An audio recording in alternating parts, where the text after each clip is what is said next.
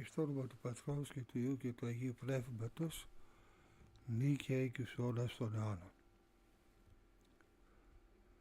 Κατάμαυρα πρόσωπα. Διαβάζουμε, αδέλφια μου και αδελφές μου, στο γερωτικό το εξής. Ένας Άγιος Επίσκοπος, όταν έβγαινε στην ωραία πύλη για να κοινωνήσει το λαό, έβλεπε να πλησιάζουν μερικοί με κατάμαυρα πρόσωπο ή με εξοκομμένα μάτια. Αυτοί μόλις έπαιρναν τα άχρατα μυστήρια καίγονταν. Άλλοι όμως πλησίαζαν με ολόλευκα φορέματα και φωτεινό πρόσωπο και έπαιρναν το σώμα του Κυρίου με προσοχή και ευλάβεια, όπως και το αίμα του. Αυτούς η Θεία Καινία τους έκανε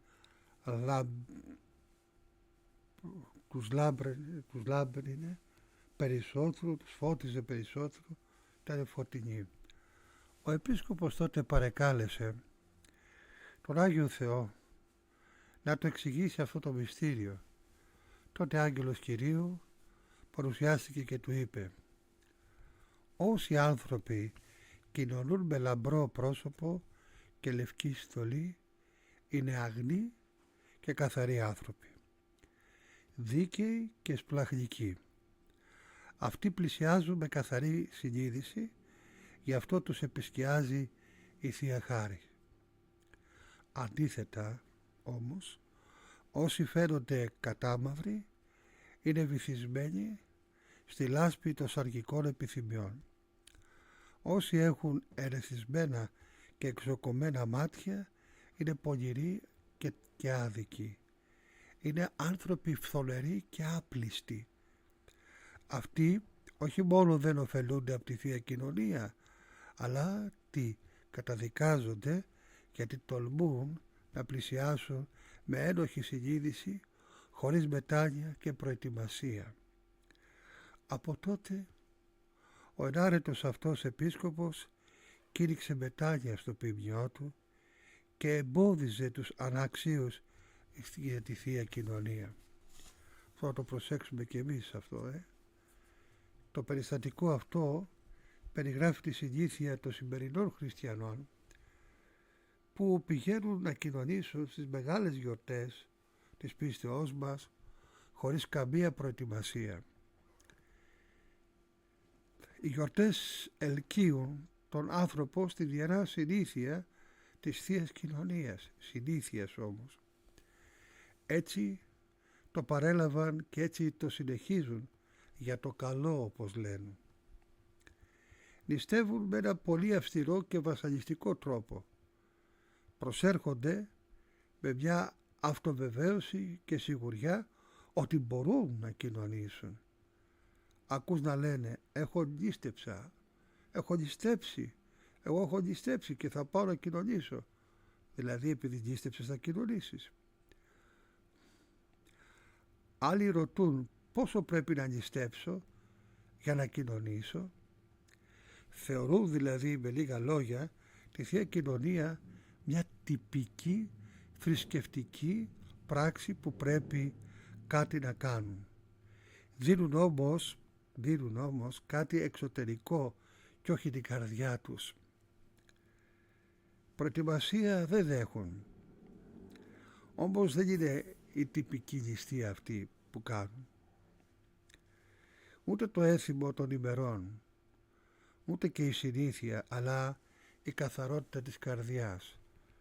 Καρδία καθαράν, κτίσον εν εμπί ο Θεός και πνεύμα ευθές εγγέννησον εν της εγκάτης μου. Όλη η άλλη αυτή η μετάνοια που δεν υπάρχει, η νηστεία όταν γίνεται όπως τη λέγει ο Θεός, με τη μετάνοια, αυτή η μετάνοιά της και την αγάπη όντως καθαίρει τον άνθρωπο.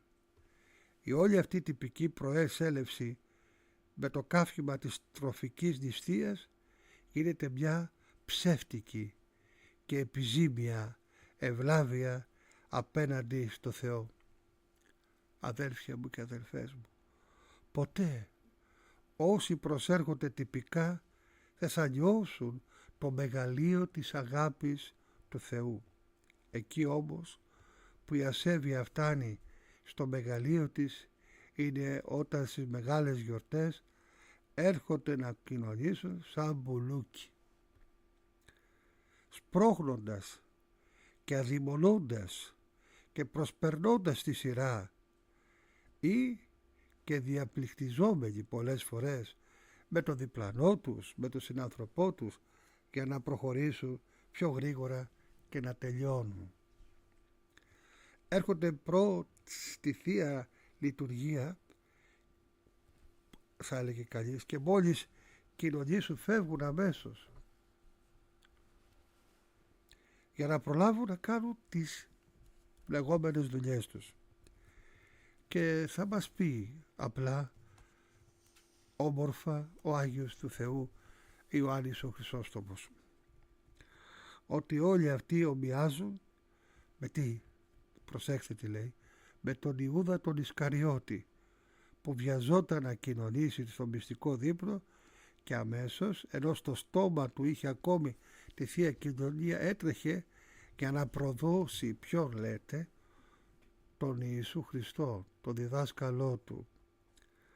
Όλη αυτή η συμπεριφορά προέρχεται από μια άγνοια και μια παραδοσιακότητα και θυμοτυπία που έχει παγιωθεί στους χριστιανούς και βολεύει όλους, για να μην σκύψουν βαθιά, να δουν την αμαρτωλότητα του εαυτού των και να μετανοήσουν. Πολύ εκφραστικά περιγράφει την κατάσταση αυτή ο Άγιος Ιωάννης ο Χρυσόστομος. Και τι λέει? Ανοίγουμε εισαγωγικά. Δυστυχώς σε τέτοια νοησία και καταφρόνηση έφτασαν πολλοί από τους πιστούς, που ενώ είναι γεμάτοι από κακά δεν φροντίζουν καθόλου για τη μετάνοιά τους, αλλά απλώς και ως έτυχε προσέρχονται στην Αγία Τράπεζα.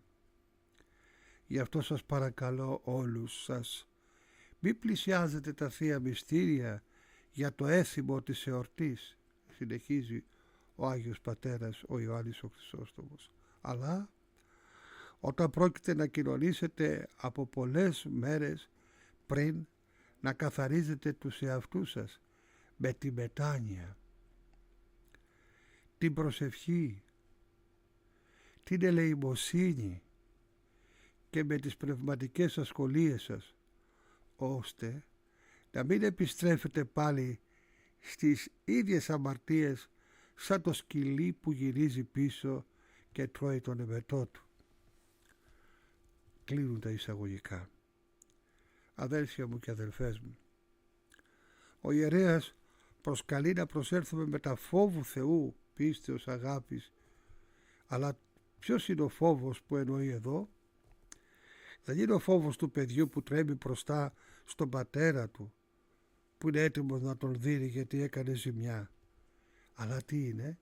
Είναι η μετάνοια και το πένθος των αμαρτιών που νιώθεις μπροστά στο Θεό λίγο πριν κοινωνήσεις και που σε κάνει να θέλεις να φύγεις λόγω της αναξιότητός σου. Είναι παράλληλα και ο μεγάλος ακατάσχετος πόθος για να ενωθείς με τον Χριστό που σε σπρώχνει να πλησιάσεις.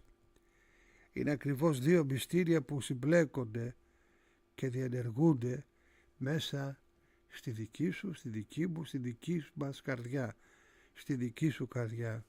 Και όπως λέει ο Ιερός Αυγουστίνος, ο μεγάλος αυτός Άγιος, το μυστήριο του φόβου και το μυστήριο του πόθου.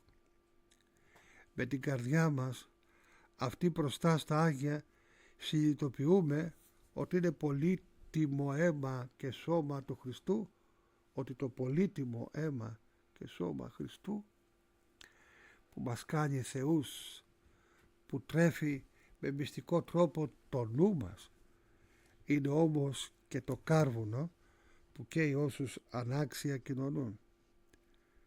Ανοίγουμε εισαγωγικά. θεουργών αίμα, φρίξον άνθρωπε, βλέπον, άνθραξ γάρ εστί τους αναξίους φλέγων, Θεού το σώμα και θεείμαι και τρέφει, Θεού το πνεύμα τον δεν ου τρέφει ξένος.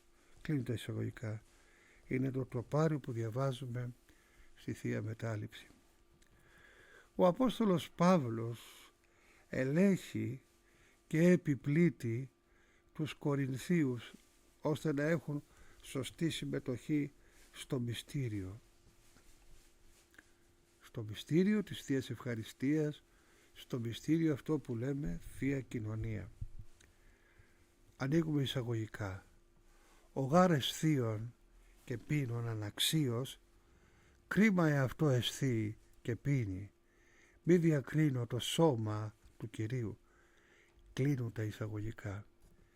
Και στην ομιλία του ο Ιερός Χρυσόστομος, ο μεγάλος αυτός πατέρας της Εκκλησίας μας, σε καιρό νηστείας παρακαλεί και οικετεύει με αγωνία να μην πλησιάσει στην Αγία Τράπεζα κανείς έχοντας κοιλίδες, κανείς αμαρτωλός με πονηρή συνείδηση, διότι αυτό γίνεται καταδίκη και κόλαση και προσθήκη τιμωρίας.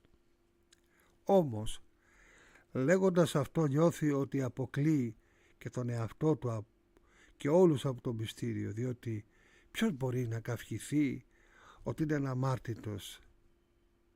Γι' αυτό και διορθώνει ο ίδιος, λέγοντας ότι κανείς αμετανόητος να μην προσέλθει, μη δεις μέλλον αμαρτωλός προσέπτου. Συγκαταλέγει και τον εαυτό του στους αμαρτωλούς που με μετάνοια πλησιάζουν τα τίμια δώρα, το σώμα και το αίμα του Χριστού. Ομολογεί ότι όλοι είμαστε εν επιτιμίης, για ξύλο δηλαδή όπως λέμε, και πως κανένας δεν μπορεί να καυχηθεί ότι έχει την καρδιά του αγνή. Γι' αυτό και σαν αμαρτωλοί πηγαίνουμε στον Κύριο που θέλει και μπορεί να μας συγχωρέσει. Ο πόθος όμως της μετανοίας εκφράζεται με τα δάκρυα, με την ομολογία και τη συγχώρεση όλων των αδελφών. Και άραγε πώς να κοινωνήσει των αχράντων μυστηρίων εκείνος που δεν έχει τη δική του μετάνοια και τη συγχώρεση του Θεού? Πλησιάζοντας τα Άγια, αδέρφια μου και αδελφές μου, χωρίς μετάνοια εμπέζουμε τον Πανάγαθο Θεό. Ο Χριστός μας είναι παρόν σε κάθε Θεία Λειτουργία και βλέπει τις καρδιές μας, ποιος προσέρχεται δηλαδή με καθαρότητα και ποιος με πράξεις μυαρές και λογισμούς ρυπαρούς και πονηρή συνείδηση. Και τον αμετανόητο την ώρα εκείνη τον παραδίδει στο δικαστήριο της συνειδήσεώς του για να το μαστιγώσει με την Αγία λύπη και την ενοχή και έτσι να μπει στη μετάνοιά του και τη συναίσθηση της αμαρτωλότητός του.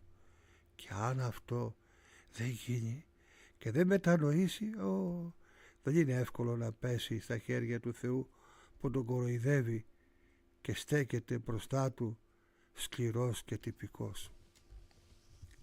Η μετάνοιά μας, αδέλφια μου και αδελφούλες μου, είναι κατά πρώτον η κύρια ετοιμασία μας. Είναι η ειλικρινής εξομολόγηση ενώπιον του Πνευματικού, ο οποίος έχει την ιεροσύνη αλλά και το δικαίωμα να συγχωρεί τις αμαρτίες μας όπως μας το έδωσε ο ίδιος ο Ιησούς Χριστός μας. Ιδιαίτερα η πρώτη εξομολόγησή μας είναι σημαντική και θεωρείται ως το δεύτερο βάπτισμα. Είναι απαράδεκτο να κοινωνά κανείς χωρίς να έχει κάνει ποτέ στη ζωή του την πρώτη του εξομολόγηση. Αυτή η εξομολόγηση είναι σημαντική στη ζωή μας, διότι μας εισάγει στη ζωή της Εκκλησίας συνειδητά. Έκτοτε ο πιστός χρησιμοποιεί πριν τη Θεία Κοινωνία τα δύο εξομολογητήρια που η Εκκλησία του παρέχει. Για τα καθημερινά του αμαρτήματα σκύβει και προσκυνά μέσα στο ναό της ψυχής του στο εξομολογητήριο της καρδιάς του και ζητά με τα δακρύων συγχώρεση, σε μια προσωπική εξομολόγηση. Για τα πιο σύνθετα και δύσκολα σκύβει στο άλλο εξομολογητήριο, όπου στέκει στον τόπο του Χριστού ο ιερέας, δηλαδή ο πνευματικός μας. Είναι ο άνθρωπος του Θεού που ελαφρύνει τη συνείδησή μας και μας καθοδηγεί στο Θεό. Όλοι μας έχουμε μπροστά μας τον δρόμο που οδηγεί στον Πατέρα και δικαιούμαστε την αγάπη του Θεού με τη μετάνοιά μας. Με τη μετάνοια αυτή πλησιάζουμε τα Άγια.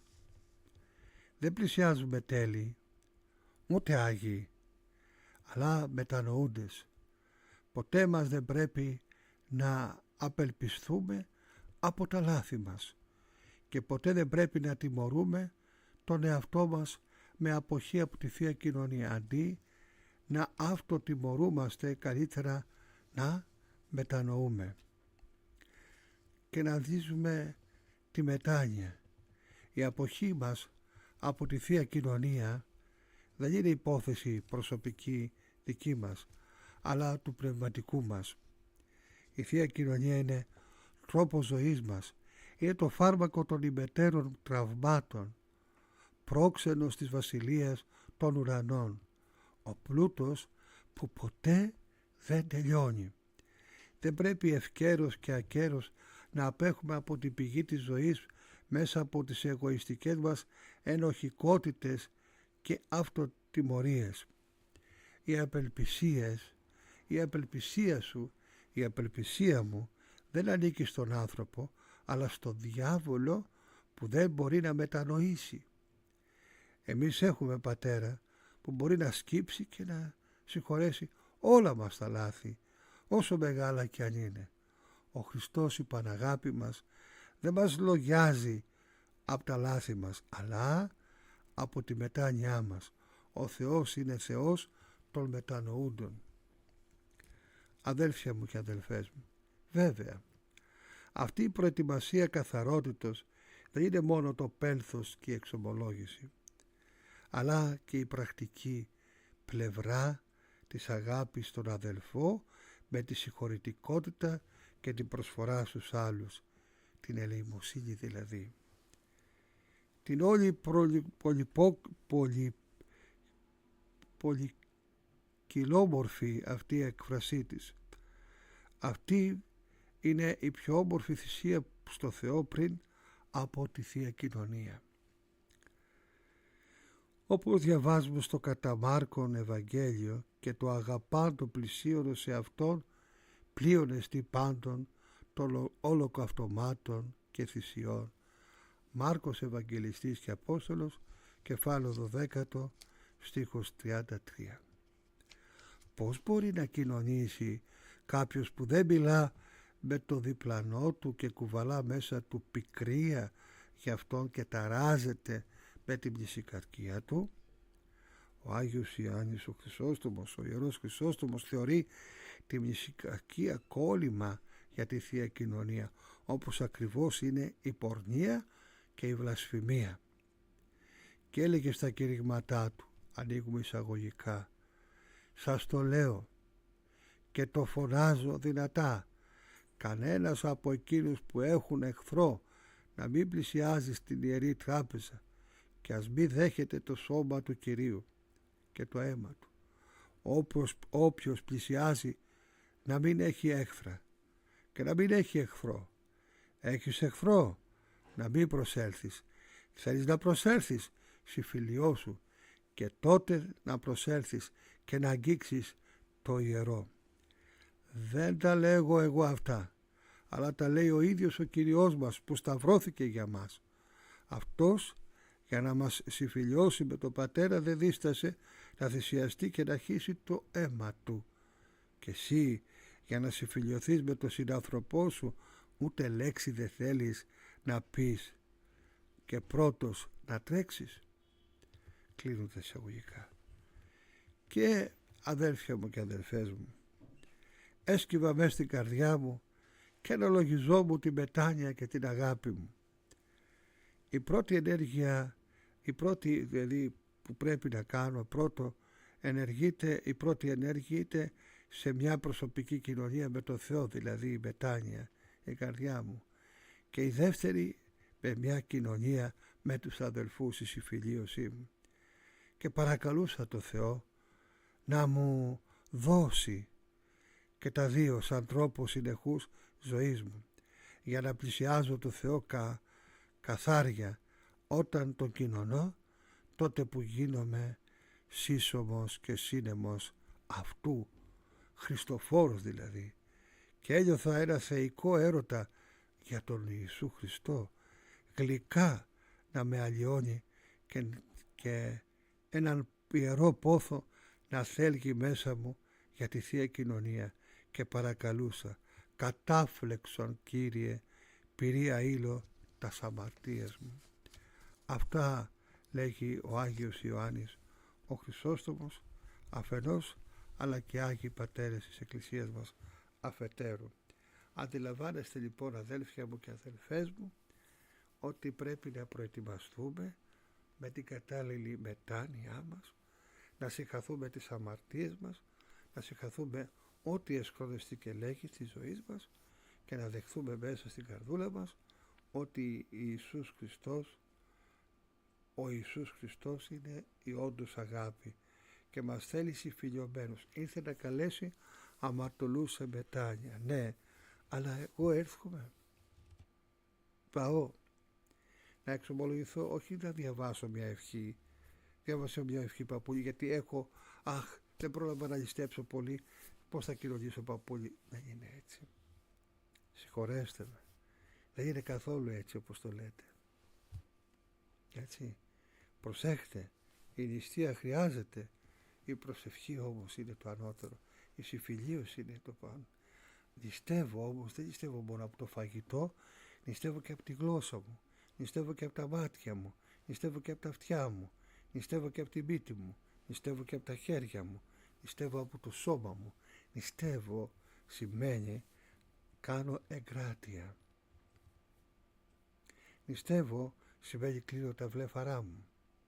Νηστεύω, κλείνω τα αυτιά μου. Νηστεύω, κλείνω το στόμα μου.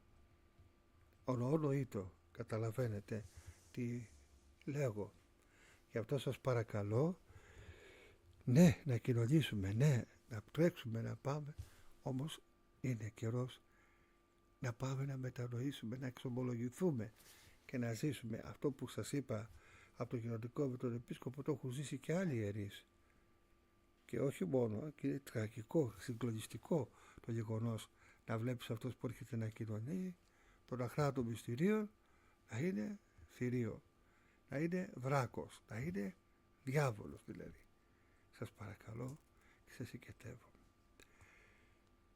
Ή το όνομα Κυρίου ευλογημένων από του νη και έως Θεόνος. Διευχών των Αγίων Πατέρων ημών, Κύριε Ιησού Χριστέ ο Θεός ημών, ελέησον και σώσον ημάς. Αμήν.